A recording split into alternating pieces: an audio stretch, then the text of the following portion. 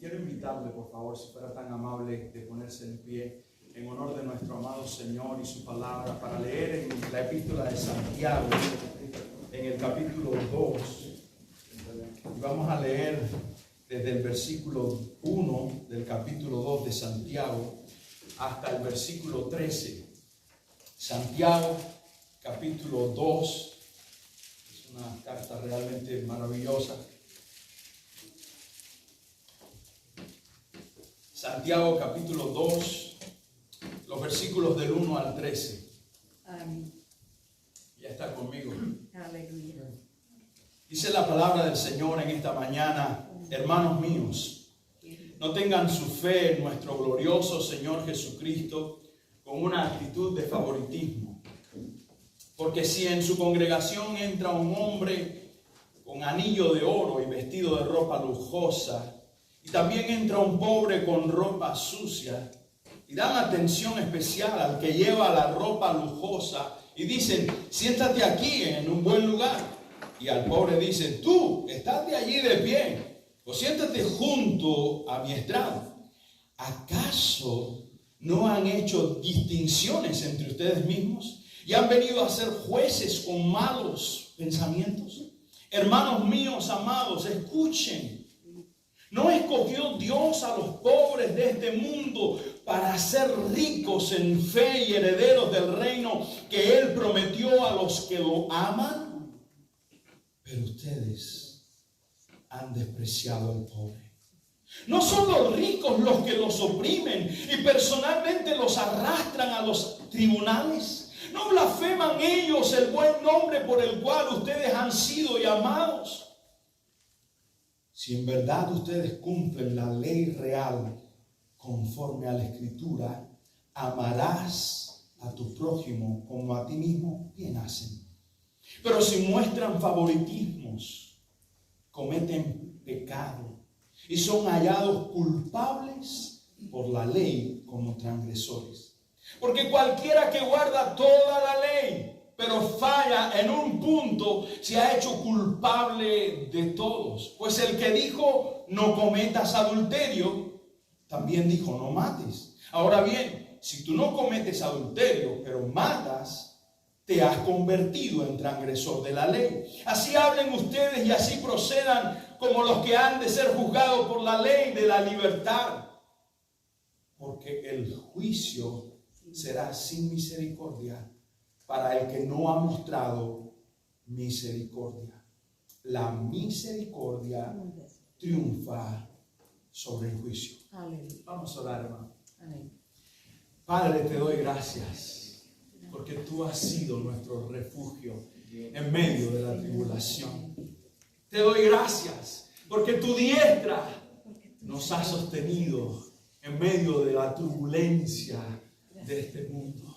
Señor, te doy gracias porque tú eres el alfa y el omega, el principio, el fin, el alto y el sublime, el que te paseas entre los 7 querubines, entre tu iglesia, para sostenernos, Señor. Estoy tan agradecido y regocijado en ti, Señor. Gracias por morir en la cruz, dándonos tu justicia perfecta y cargando los harapos de nuestro pecado. Y nos has hecho acepto a aquellos que hemos creído únicamente en ti, solo por gracia. Señor, estamos tan agradecidos también por el privilegio que tenemos de conocerte a través del estudio serio, responsable de tu palabra. Es por eso que te ruego profundamente: danos la sabiduría en esta hora, a mí para exponer la Escritura y a mis amados hermanos para poderla entender. Y que Cristo quede indeleblemente impregnado en nuestros corazones y en nuestra mente. Señor, a través de esta palabra, haznos semejantes a ti. En el nombre de Jesús. Amén. Amén. Pueden tomar su asiento y muchas gracias. Quiero que me permita compartir la palabra del Señor en esta mañana bajo el título Amas de forma imparcial, y póngale ahí parte 3.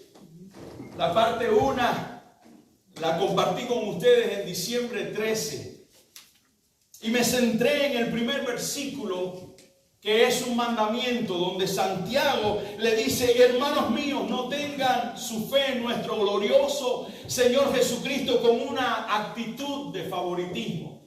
Le expuse en ese momento que la razón por la que no podemos tener una parcialidad a la hora de amar o tratar a otras personas es porque es incompatible, es contradictorio con la fe en Jesucristo, porque Él es imparcial. Uno de los atributos de Dios es su imparcialidad. Y traté de deslizarme por varios pasajes mostrándole la imparcialidad de Dios. El domingo 7 de febrero compartí la segunda parte de Amas imparcialmente. Es una pregunta para examinar nuestro corazón. Y me centré en un ejemplo que Santiago pone, donde muestra a una persona o a varias personas que están actuando de forma parcializada. Porque entra una persona rica a la congregación y entra una persona pobre. Y le da un buen lugar al rico, pero al pobre le dice: siéntate aquí en mis pies o siéntate allí detrás. Y trataba de llevarlos hacia aquel entonces y mostrarles que en la sinagoga había muy pocos bancos, apenas 2 bancos aquí delante y quizás alguno que otro pegado a la pared, pero la mayoría de las personas se sentaba en el piso con sus piernas cruzadas. Y les mostré a través de las escrituras que ser rico no es pecado, tampoco ser pobre, a menos que alguien alcanzó su riqueza a través de hacer fraudes, extorsiones, robos, ilegalidades, etcétera, etcétera. O como hoy en día tenemos tantas personas que se hacen llamar pastores o predicadores y predican un evangelio que no es un evangelio centrado totalmente en el hombre y se han hecho millonarios. En realidad deberíamos llamarles empresarios del negocio de la religión, no pastores o predicadores. Y a los edificios deberíamos quitarle el rótulo que le dice afuera iglesia, porque no son más que centros de eventos religiosos donde el verdadero Dios es la emoción. Ellos tratan de tener una experiencia emocional. ¿Y por qué lo sé? Porque no hay transformación. Cuando hay un mover genuino del Espíritu Santo, usted empieza a ver que la gente son transformadas. Porque cuando usted está adorando al Señor, usted siente su pecaminosidad, su maldad ante un Dios santo y puro. Pero la mayoría de las personas que están allí lo que hacen es que se erizan la piel o lloran o hacen algún tipo de efecto emocional. Y de hecho, si quiere hacer una prueba, cante la misma canción durante 3 meses seguidas para que vea que después no le va a producir lo mismo. Y va a decir: oye, ¿qué ha pasado con estos músicos? No deben estar orando tanto, porque oye, no siento lo que sentí al principio cuando cantábamos esta canción. Oye, me voy a otra iglesia donde realmente yo pueda sentir como sentía al principio. Realmente ellos están teniendo una experiencia netamente emocional. Así que si ellos llegan a ser millonarios por esa vía, eso es incorrecto, es pecaminoso. Pero si alguien, a través de su administración, a través de saber cómo invertir, dónde invertir, cuándo invertir, llega a ser rico, no es pecado ser rico. Hay una advertencia que dice Pablo en Timoteo capítulo 6, versículo del 16 al 17, le dice a Timoteo: dile a los ricos de este mundo que no pongan su corazón en las riquezas, sino que tengan un corazón generoso, desprendido, como el hermano Filemón, que Pablo lo alaba. Filemón era un hombre rico, en su casa se reunía la iglesia de Colosa. Cuando usted lee la epístola a los colosenses, allí era donde se reunía la iglesia, la cual recibe esa carta. Y Pablo lo alaba porque él tenía un corazón para los hermanos, ayudando constantemente, tenía un corazón desprendido, no un corazón lleno de egoísmo. También le mostré que ser pobre no es pecado, a menos que alguien ha gastado alocadamente todo lo que tiene y ha consumido todos los recursos. Ahí entonces sí es pecado. Así que el pecado no estaba en que uno fuera rico y el otro fuera pobre. Tampoco el pecado estaba en que le dieron un buen lugar al rico. El pecado estaba en que hicieron distinciones y no hicieron lo mismo con el pobre. Debían haberle dado un buen asiento al rico y al hermano pobre haberlo tratado exactamente igual. Y decirle, hermano, venga y siéntase aquí delante en este asiento. Por eso Santiago dice en el versículo 3, y dan atención especial al que lleva la ropa lujosa y dicen, siéntese aquí en un buen lugar, y al pobre dicen, tú estate allí de pie o siéntate junto a mi estrado. ¿Acaso no han hecho distinciones entre ustedes mismos? Y mire la gravedad de este asunto, y han venido a ser jueces con malos pensamientos. La palabra en el griego es muy fuerte, poneros. De las tres palabras que usa Santiago para hablar de algo que es malo en su epístola, este es el término más fuerte. Es un pensamiento perverso. O sea, usted se hace un juez, usted juzga una situación de forma perversa porque usted tiene un interés especial. Recordemos, hermano, el contexto de la carta. Santiago le está escribiendo a sus amados hermanos. Santiago, el pastor de la iglesia de Jerusalén, le está escribiendo a sus hermanos judíos que han salido fuera de la Palestina, están dispersos, y él con un corazón pastoral les está escribiendo, y de alguna manera él se entera que están ocurriendo algunas situaciones en las distintas iglesias que ellos formaron a los distintos lugares, y esta era una de las situaciones, y él les está escribiendo para corregirle, para mostrarle, este es el modelo que debemos seguir. Alineen su vida a la vida de Cristo. No puedes tener tu fe en Jesucristo de una manera parcializada, haciendo favores a una persona porque es rico y despreciando al otro porque no tiene recursos. Eso es pecado, eso es incompatible con el carácter de Dios.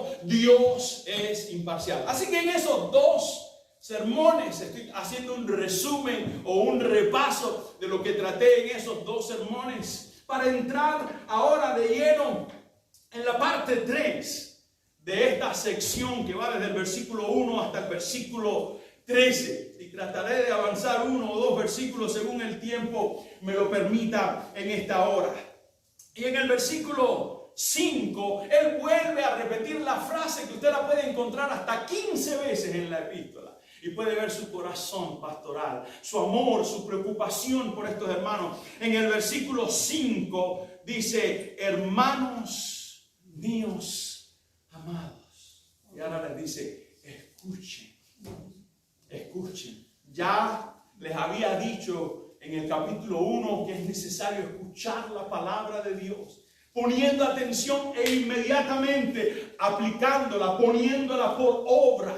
Hay que tener un corazón manso, receptivo para aplicar. Y esto que Él les va a dar es palabra de Dios. Así que, hermanos míos, pongan atención. Y ahora mire cómo empieza esta sección, esta parte del versículo. Dice, ¿no escogió Dios a los pobres de este mundo para ser ricos en fe y herederos del reino que Él prometió a los que lo aman? Por favor, permítame desglosarle la riqueza que hay aquí. ¿No escogió Dios a los pobres? ¿Se ha detenido por un momento a pensar la implicación de lo que significa esta expresión? ¿No escogió Dios a los pobres? Yo no sé cómo usted se considera en esta mañana, si usted se considera un rico o si se considera un pobre. Depende de con quién nos comparemos, ¿no? Quizás si yo me comparo con la mayoría de las personas que viven en esta pequeña isla del Caribe donde yo nací, yo me consideraría una persona multimillonaria. Si me comparo con Elon Musk, fundador o cofundador de esta compañía, bueno, de varias compañías, incluyendo Tesla, estos carros eléctricos, de motor eléctrico que se cargan con batería eléctrica y que tienen el precio prácticamente de una casa, y la revista Forbes lo incluye a él y a Jeff Bezos, el fundador de Amazon, como los dos hombres más ricos, que a veces uno está con más dinero, otro con menos, pero están ahí compitiendo entre el lugar 1 y 2. Si me comparo con ellos, entonces me consideraría una persona pobre. Así que quiero que pongan atención, hermano, a esta expresión. No escogió Dios a los pobres. Dios soberanamente escoge, hermanos, naciones. Dios escoge personas. ¿Por qué escogió Dios a Israel como su pueblo en lugar de escoger la nación que debió nacer como su pueblo? Soberanamente Él decidió escoger a Israel. Y en un momento vamos a ver un texto acerca de eso. ¿Por qué Dios escogió a David para que fuera el rey de Israel en lugar de su hermano Eliab? ¿Por qué Dios escogió a Jacob y lo amó, pero despreció a Esaú y lo aborreció? ¿Por qué escogió a Josué para que siguiera la obra de Moisés liderando el pueblo de Israel en lugar de escoger a un hombre magnífico también como Caleb? ¿Por qué? ¿Por qué escogió a Esther para que fuera la reina en un reino extranjero en lugar de alguna otra muchacha judía? ¿Se ha preguntado, hermano? ¿Por qué escogió a Juan, a Pedro, a Jacobo, a esos 12 en lugar de haber escogido a otras personas? ¿Por qué los escogió específicamente a ellos? ¿Te has preguntado, hermano? La respuesta más sencilla es porque Él es soberano. Amén. Y Él, como soberano, tiene todo el derecho de hacer lo que Él entienda que deba hacer para su gloria. Y debo añadir para el bien de nosotros también. Pero quiero mostrarte, hermano, a través de varios textos de las Escrituras, que en el plan redentor de Dios los pobres ocupan un lugar de importancia en el corazón de Dios. Dios pone atención, Dios cuida a los pobres. Y debo adelantarme a decir, para que no me malinterprete, el texto no está diciendo que los pobres tienen garantizada la salvación. No es eso lo que el texto está diciendo. Simplemente la mayoría de los creyentes en la iglesia primitiva que eran pobres. Entonces, ¿a qué conclusión usted llega? Dios escogió a los pobres, la mayoría son pobres. Les mencioné el domingo 7 de febrero varios hermanos que eran ricos, pero eran una pequeña minoría. Pero la mayoría eran pobres. Y a la mayoría de las personas que Santiago les está escribiendo eran personas pobres, que su vida corría peligro, que su vida era inestable, que no sabía qué sería al día siguiente, si estarían con vida, si podrían comer, si no. Y Él les escribe esta carta para alentarlos. Y realmente esto que les voy a mostrar es muy alentador, hermano. No escogió Dios a los pobres. Por favor, ¿quieres venir conmigo a Deuteronomio capítulo 7? Deuteronomio capítulo 7. Y vamos a deslizarnos ahora por algunos libros del Antiguo Testamento. Deuteronomio capítulo 7, porque quiero ilustrarte lo que Santiago está diciendo a través de varios textos. Deuteronomio capítulo 7, los versículos del 7 al 8. Dice la palabra del Señor: el Señor no puso su amor en ustedes, ni los escogió por ser ustedes más numerosos que otro pueblo, pues eran el más pequeño de todos los pueblos. Mas porque el Señor los amó y guardó el juramento que hizo a sus padres, el Señor los sacó con mano fuerte y los redimió de casa de servidumbre de la mano de Faraón, rey de Egipto. La palabra claramente está diciendo que la razón por la que Dios escogió a Israel no era porque ellos tenían algo atractivo, algo llamativo, algo que traería honor o gloria a la persona que los seleccionara. No, los escogió porque eran el pueblo más insignificante. Normalmente la mente incrédula tiende a dar honor y gloria a lo prominente. ¿Ve? Oh, vivir en Estados Unidos realmente es maravilloso. Oh, no se te ocurra ir a vivir a África, por favor. Podría morir allí de parásito o cualquier otra cosa. Siempre damos prominente a, oh, este estudió en la universidad. Oh, no, este no fue a ningún sitio. Por favor, no le prestes mucha atención. Oh, mira, qué atractivo es. Por favor, a este tiene un rostro que solo su mamita lo puede amar.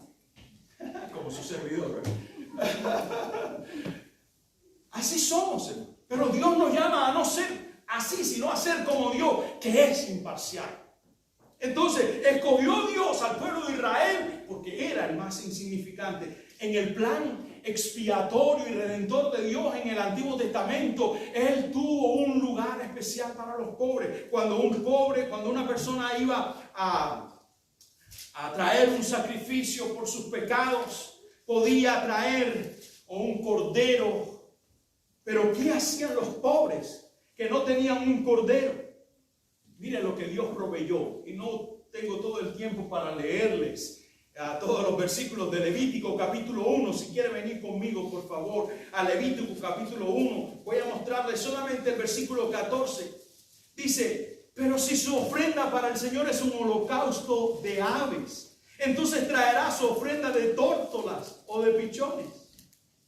La mayoría de las personas presentaba un cordero, un becerro, una vaca. Pero si usted no tenía, Dios proveyó para el pobre que pudiera presentar algo tan económico y accesible como era un ave, una paloma. ¿Qué pasaba cuando alguien estaba cosechando un campo? Mira lo que Dios dice. Si tienes un campo y lo estás cosechando, ven por favor al mismo libro Levítico, pero ahora al capítulo 19, los versículos del 9 al 10. Levítico capítulo 19, los versículos del 9 al 10. Dice: cuando ciegues la cosecha de tu tierra, no segarás hasta los últimos rincones de tu campo, ni espigarás el sobrante de tu cosecha. Tampoco rebuscarás tu viña, ni recogerás el fruto caído de tu viña. Lo dejarás para el pobre y para el extranjero. Yo soy el Señor, su Dios. Si una persona en el pueblo de Israel se volvía tan pobre que necesitaba vender su propiedad, su casa, mira lo que Dios estableció. Si quieres venir ahí mismo en Levítico, pero ahora el capítulo 25, el versículo 25.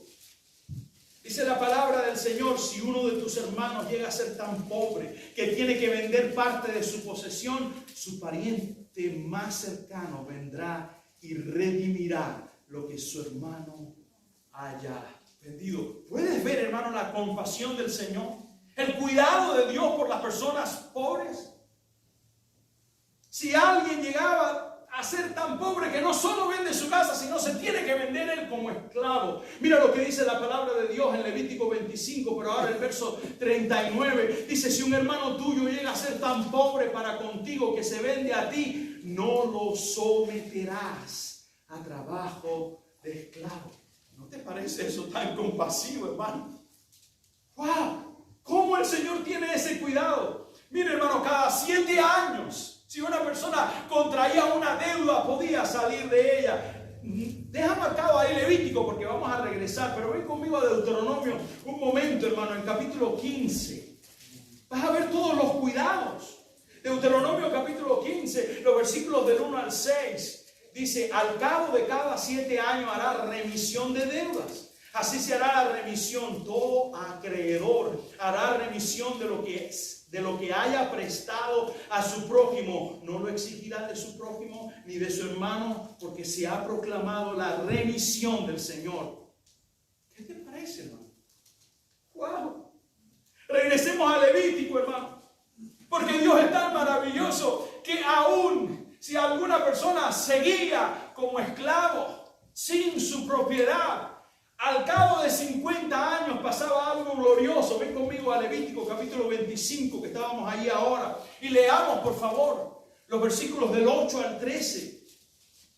Dice la palabra de Dios: contarás también 7 semanas de años para ti. 7 veces 7 años, para que tengas el tiempo de 7 semanas de años. Es decir, 49 años. Entonces tocará fuertemente el cuerno de carnero el 10º día del 7º mes. En el día de la expiación, ustedes tocarán el cuerno por toda la tierra, así consagrarán el 50º año, es decir, el año 50. Y proclamarán libertad en la tierra para todos sus habitantes. Será de jubileo para ustedes y cada uno de ustedes volverá a su posesión y cada uno de ustedes volverá a su familia. ¿No te parece tan maravilloso y compasivo nuestro Señor? Que una persona que era esclavo, que había tenido que venderse como esclavo, había tenido que vender su propiedad, tenía la esperanza un día de salir de la esclavitud, de regresar a su familia, de regresar a su casa. Este es nuestro Dios, hermano. Amén. Un Dios que escogió Gloria a a los Dios. pobres para que sean ricos en fe. Permítame seguir, hermano, porque hay tanta riqueza aquí. Saltemos ahora al libro de los Salmos, al precioso libro de los Salmos. Y ven conmigo, por favor, al Salmo 41, el versículo 1. Y mira lo que el Señor dice acerca de la necesidad que tenemos de poner atención y cuidado a aquellos que son pobres. Salmo 41, versículo 1, dice: bienaventurado el que piensa en el pobre en el día del mal. El Señor lo librará. Wow. Bienaventurado, feliz, dichoso el que piensa en el pobre. En el día del mal, el Señor lo librará. ¿Quieres seguir hacia el Salmo 68, el versículo 10? Pero la segunda parte del versículo 10 dice: en tu bondad, oh Dios, proveíste para el pobre. El Salmo 72, los versículos del 10 al 13, dice la palabra del Señor: los reyes de Tarsis y de las islas traigan presentes. Los reyes de Sabá y de Seba ofrezcan tributo y póstrense ante Él, es decir, ante Dios. Todos los reyes de la tierra sírvanle todas las naciones. Verso 12. Porque Él librará al necesitado cuando clame. También al afligido y al que no tiene quien lo auxilie. Tendrá compasión del pobre y del necesitado. Y la vida de los necesitados salvará. ¿No te parece realmente maravilloso, hermano? Saltemos al libro de Proverbios, por favor. Al Proverbios capítulo 17, el versículo 5. Mira lo que dice la Escritura. Proverbios 17, el versículo 5, dice: el que se burla del pobre, pon atención, por favor, afrenta a su hacedor. Wow. El que se burla del pobre, afrenta a su hacedor. Proverbios 19, 17, dice la palabra de Dios: el que se apiada del pobre, presta al Señor, y Él lo recompensará por su buena obra. Tremendo. Proverbios 21, 13, hermano. ¿Alguna vez te ha preocupado que tu oración no tenga respuesta? Mira este texto, hermano. Proverbios 21, 13.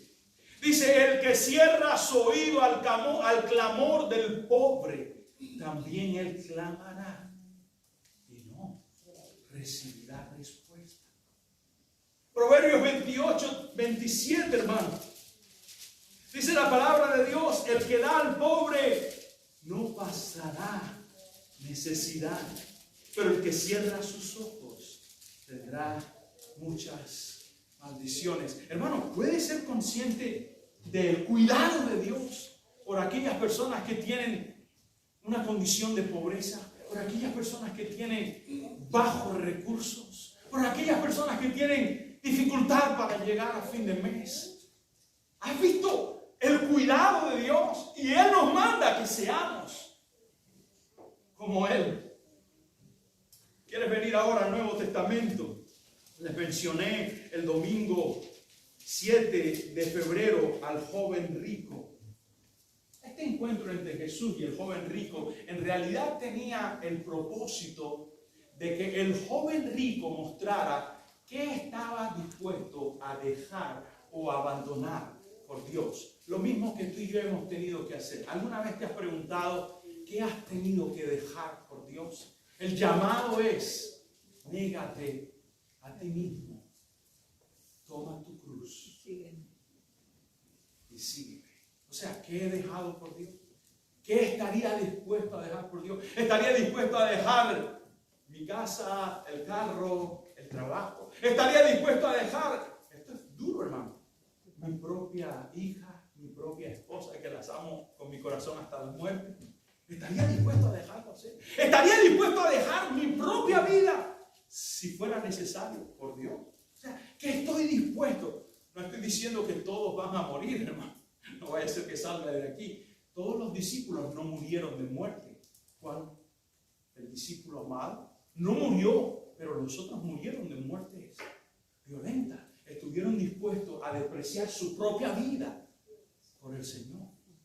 Y mira lo que le dice a este joven rico el Señor a partir del versículo 21. Jesús le respondió: si quieres ser perfecto, ve y vende lo que posees y dalo a los pobres y tendrás tesoro en los cielos, y ven, sé mi discípulo. Pero al oír el joven estas palabras se fue triste porque era dueño de muchos bienes. O sea, les explico que el centro de este texto es mostrar que estaba dispuesto el joven rico a abandonar.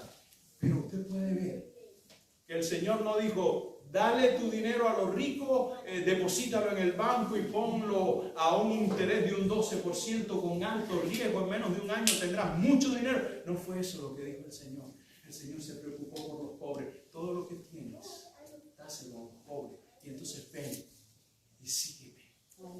Mira lo que dice al final, hermano, en el verso 23. Jesús le dijo entonces a sus discípulos: en verdad les digo que es difícil que un rico entre en el reino de los cielos. Otra vez les digo que es más fácil para un camello pasar por el ojo de una aguja que para un rico entrar en el reino de Dios. ¡Wow! Un camello, ¿ha montado alguna vez camello? ¿No? Tuve la oportunidad de montar con mi esposa y mi hijo varias veces camello, porque vivimos 6 años en las Islas Canarias y eso pertenece a España, pero desde el punto de vista geográfico es África, así que usted puede encontrar allí camellos para montar por muy poco precio. Bueno, tiene un tamaño bien alto, fue muy divertido hacer esta excursión, tiene un tamaño bien grande, hermano. Hay traductores y comentaristas liberales que han dicho: oh, no, eso no es literal. Eso se refiere a una pequeña puerta que había en Jerusalén donde los camellos entraban de rodillas. ¿En serio? ¿En serio? Bueno, la primera pregunta que yo te haría es: ¿a quién se le ocurre hacer una puerta tan chiquitita, tan pequeña, para que entre un camello mismo? ¿A quién se le ocurre? Lo segundo que te diría: en todas las excavaciones arqueológicas que se han hecho, nunca se ha encontrado esa puerta. Nunca. El Señor estaba hablando literalmente. Esto, desde el punto de vista literario, es un recurso que se llama hipérbole. Es una exageración para acentuar una verdad. Él está diciendo: es más fácil entrar el ojo de una aguja. Ya aquellos que estamos llegando a los 50, hermanos, necesitamos algún otro dispositivo porque no le pillamos. No sé por qué harán tan pequeño el agujero de una aguja. Madre mía. ¿Ve? ¿Te imaginas un camello? Dice: es más fácil que un camello entre el ojo de una aguja que un rico entre al cielo. ¿Por qué, hermano? Sencillamente porque un rico pone su confianza en las riquezas. Eso es lo que tiene valor para él. Ese es su verdadero Dios. A menos que él ponga su confianza, como Pablo le dice a Timoteo, que ponga su confianza en Dios y no en las riquezas que son fugaces, y que tenga un corazón generoso y desprendido. Amén. Que sea así. Voy a saltar, tenía otros ejemplos, pero el reloj va mucho más rápido, así que voy a saltarme otros ejemplos que tenía y voy a entrar. Quiero que regrese, hermano, a Santiago nuevamente, para ver la siguiente frase. Dice: ¿no escogió Dios a los pobres de este mundo? ¿Para qué? Para ser ricos, no en cosas terrenales, no en oro, no en plata, no en acciones en la bolsa de valores, no en bienes raíces como casas, no en automóviles, no en ropa, no en calzado, no en joyas, para que sean ricos en lo que verdaderamente tiene valor eterno. Todo lo que es riqueza, hermano, todo eso es insignificante para Dios. Cuando Jesús estaba frente a Pilato, Pilato le dijo: tú eres rey. Hombre, que no te veo ni con una corona, lo que tienes es una corona de espinas y estás sangrando. ¿Dónde está tu ejército? ¿Dónde está tu seguridad personal? ¿Dónde están tus carruajes? ¿Dónde están tus mansiones aquí en Jerusalén? ¿Dónde están? ¿Tú eres rico? ¿Eres rey? Fue la pregunta, no rico. ¿Eres rey? Pero se supone que un rey debía ser rico, ¿no? ¿Y qué fue lo que el Señor le dijo? Mi reino no es de este mundo. Entonces, ¿con qué propósito está el Espíritu Santo inspirando a Santiago a decir, hermano, el Espíritu Santo pondrá en nosotros la fe para creer y permanecer, venir en arrepentimiento a Cristo, creer que lo que Él hizo en la cruz del Calvario lo hizo a mi favor, llevando mi deuda con la justicia de Dios, porque yo he pecado contra Dios, yo he ofendido a Dios repetidamente y yo tengo la fe para creer en Él y entonces venir a ser acepto. Santiago dice en el versículo 18 del capítulo 1, y eso lo vimos el año pasado, cuando él dijo que Dios, Santiago 1:18, en el ejercicio de su voluntad nos hizo nacer. Él nos hizo nacer por la palabra para que fuéramos las primicias de sus criaturas. ¿Quieres acompañarme, por favor, a Juan? Un texto realmente hermoso. Juan capítulo 1, los versículos 12 y 13. Voy a leer desde el 12. Juan capítulo 1. El versículo 12 y 13 dice, pero a todos los que le recibieron, Juan, Evangelio de Juan, capítulo 1, verso 12, dice, pero a todos los que lo recibieron les dio el derecho de llegar a ser, ¿qué? Hijos de Dios. Es decir, a los que creen en su nombre. Fíjense que hay una coma, no termina la idea todavía.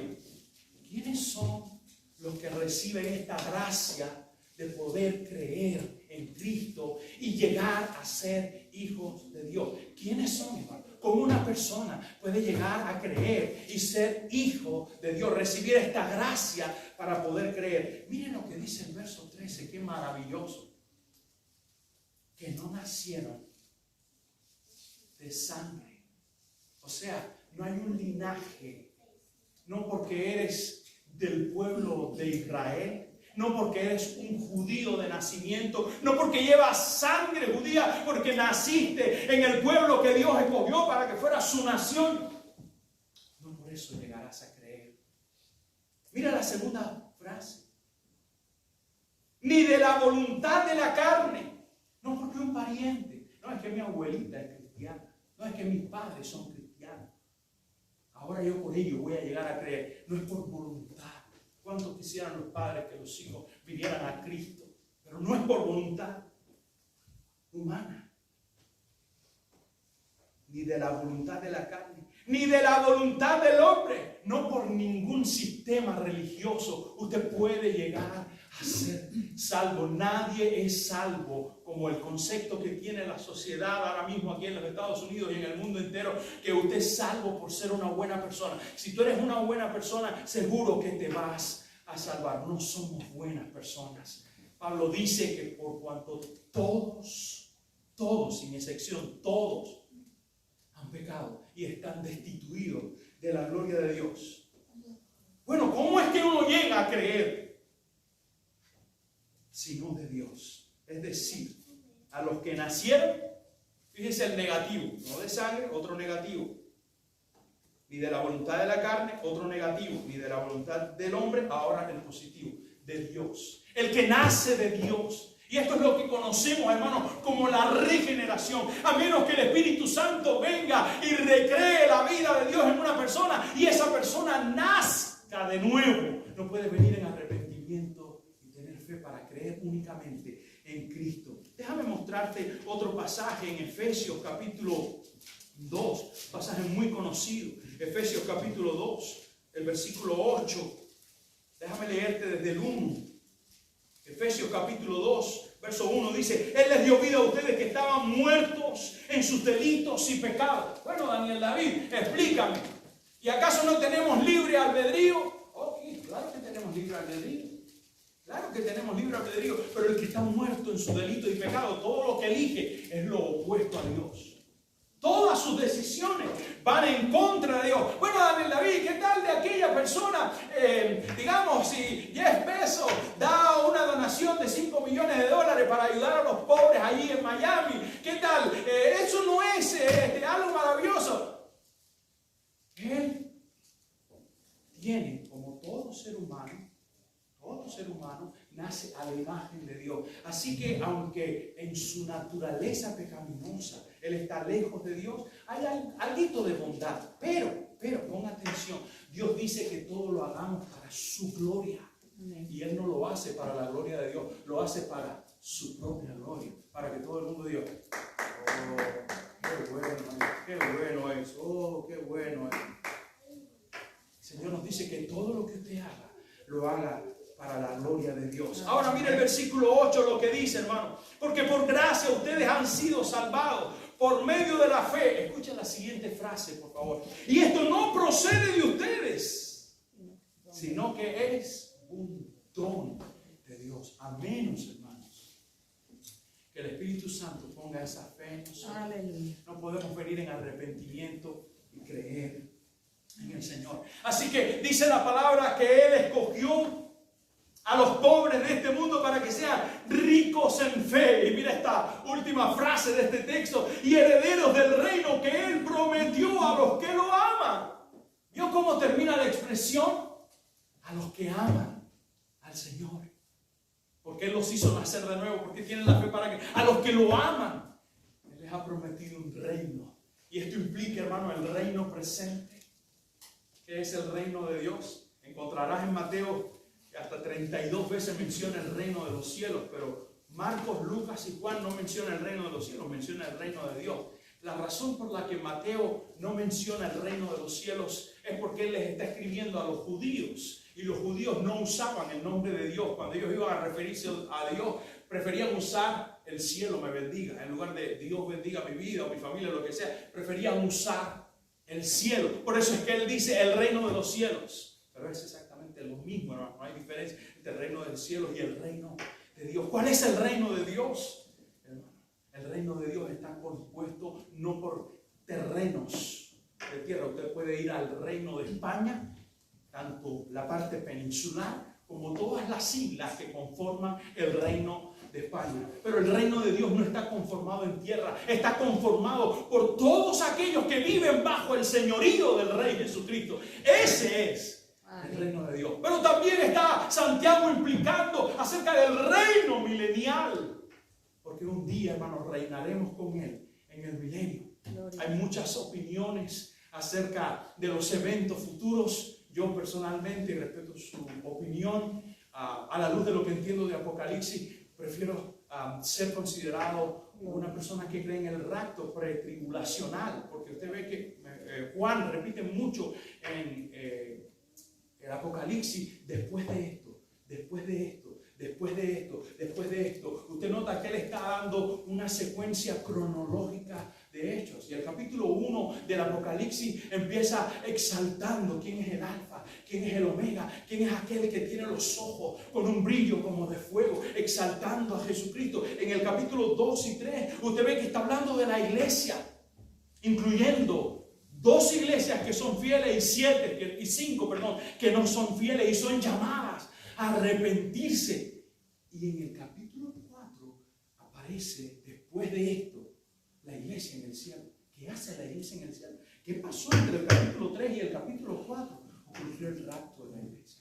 Así que una vez que la iglesia sea raptada, algunos creen que el rapto va a ser al final de la tribulación, pero realmente no tiene sentido. ¿Por qué? Porque si a usted lo raptan al final de la tribulación, luego tiene que volver a venir a reinar con Cristo en la tierra por 1000 años. ¿De qué sentido tiene que nos lleve al final de la tribulación? A la luz de la Escritura, lo que yo entiendo es que nos lleva antes de la tribulación y nos libra de ese terrible periodo de la tribulación, en el cual usted lo lee en Apocalipsis del capítulo 6 hasta el capítulo 19. Reinaremos en su reino con 1000 años y después en su reino eterno, hermano. ¿No le parece fascinante? Y debo aclararle, algunos piensan que la vida eterna es años, es años y años y años y años sin fin. Hermano, la vida eterna no es años, la vida eterna es relación. Toda persona es eterna. Piense por un momento, por favor. Las personas que están en el infierno, ¿qué tiempo estarán en el infierno? Toda la eternidad. Toda la eternidad estarán en el infierno. ¿Ven? Entonces, yo sí tengo la vida eterna, pero él no tiene vida eterna. Él tiene muerte eterna porque él va a estar allí siendo condenado y sufriendo en las llamas del infierno. Pero todos aquellos que aman al Señor, él está allí porque no amó al Señor, amó al mundo y las cosas que hay en el mundo. Y Juan nos dice en su carta, en primera de Juan capítulo 2, el versículo 15, él nos dice algo maravilloso. Permítame leértelo, por favor. Primera de Juan 2:15. Dice, no amen al mundo ni las cosas que están en el mundo. Si alguien ama al mundo, el amor del Padre no está en él. Mira cómo termina la carta de Juan en el versículo 20 del capítulo 5. Dice, y sabemos que el Hijo de Dios ha venido y nos ha dado entendimiento a fin de que conozcamos a aquel que es verdadero. Y nosotros estamos en aquel que es verdadero, en su Hijo Jesucristo. Ponga atención, por favor, a esta última frase. Este es el verdadero Dios. ¿Y qué dice? Y la vida eterna. Si una persona está en Cristo, tiene una relación de amor con Él y está en la vida eterna. Ya estamos disfrutando la vida eterna, no de forma plena. La disfrutaremos de forma plena cuando estemos en su reino eterno. Ahora estamos limitados por esta naturaleza pecaminosa. Ahora, como decía Santiago, hay un traidor interno, una pasión por la cual pecamos y ofendemos a nuestro Rey y tenemos que arrepentirnos inmediatamente. Pero cuando estemos en su reino eterno, no le ofenderemos más, porque seremos como Él. Aleluya, hermano. ¿No le parece maravillosa? Esa es la promesa que hay para los pobres. Dice que son escogidos por Dios para que sean ricos en fe. Tienen la fe necesaria para creer en Él, para venir en arrepentimiento, para perseverar en medio de las pruebas hasta que ellos obtienen la vida eterna y eternamente disfrutan esta herencia que desde ya hoy la tienen, porque la vida eterna es una relación de calidad. Las personas que están en el infierno tienen una relación con Dios. ¿Pero qué tipo de relación? Una relación de juicio. Una relación de juicio. La ira de Dios vino sobre ellos. Y quiero terminar, hermano, Gloria al Señor. con la última expresión. No es la última, perdón, pero es la que sigue a continuación de esta. Terminar, ya el tiempo se me fue. Gloria al Señor. Y por favor mediten esto, reflexionen esto. Dice, no escogió Dios a los pobres. Estoy en Santiago capítulo 2 versículo 5. En el versículo 6, voy a leer desde el 5 y voy a leer solamente la primera parte del versículo 6 y con esto termino. Dice, hermanos míos amados, escuchen, no escogió Dios a los pobres de este mundo para ser ricos en fe y herederos del reino que Él prometió a los que lo aman. Pero ustedes han despreciado al pobre. Es importante, hermano, que en esta mañana examinemos nuestro corazón. ¿Hemos despreciado a una persona dentro de la congregación? Dentro de nuestra congregación. Porque es pobre. Porque tiene menos recursos que nosotros. ¿Cómo podemos decir, hermano, que Cristo mora en nosotros? ¿Cómo podemos decir que somos hijos de Dios? Cuando Él ama y le he mostrado en la Escritura a través de tantos textos, el cuidado que Él ha tenido en su plan redentor por los pobres, cómo Él llama a que pongamos atención al clamor del pobre. ¿Cómo podemos decir que somos hijos de Dios si realmente no tenemos un corazón compasivo para el que en nuestra congregación puede estar pasando momentos difíciles? Gálatas capítulo 6 versículo 10 dice que hagamos bien a todos, pero especialmente a la familia de la fe. Ora conmigo en esta mañana. Señor, venimos ante ti tan agradecidos de tu palabra. Señor, gracias. Hemos visto tu amor, tu compasión, tu cuidado. Y aunque nosotros mismos no nos consideramos ricos, pero comparado con otras naciones tenemos mucho más que ellos. Gracias por tu cuidado, Señor. Tanto cuando vivíamos en aquellas naciones tan pobres como ahora que hemos vivido aquí. tú nos has dado de una forma tan generosa. Señor, ayúdanos a tener un corazón compasivo como el tuyo, a no despreciar a una persona por su condición económica. Ayúdanos a amar, a mostrar tu amor como Zaqueo, que cuando él vino a ti, Señor, el Espíritu Santo lo convenció de que necesitaba devolver todo el dinero que había robado a los pobres. Y él se deshizo de casi toda su fortuna, porque ahora había encontrado el verdadero tesoro que es Cristo. Y se movió en tu misma línea. Señor, ayúdanos a vivir esa vida. Haznos como tú, Señor. Transfórmanos, moldéanos a ti, Señor. En el precioso nombre de Jesús lo estoy rogando, Señor Jesús. Danos un corazón abierto, generoso. Cuando veamos necesidades en tu propia casa, Señor, en nuestros hermanos, danos un corazón de generosidad, Señor. Quita el egoísmo y perdónanos cuando somos egoístas. Perdónanos, Señor. Lávanos con tu sangre. Santifícanos en tu verdad.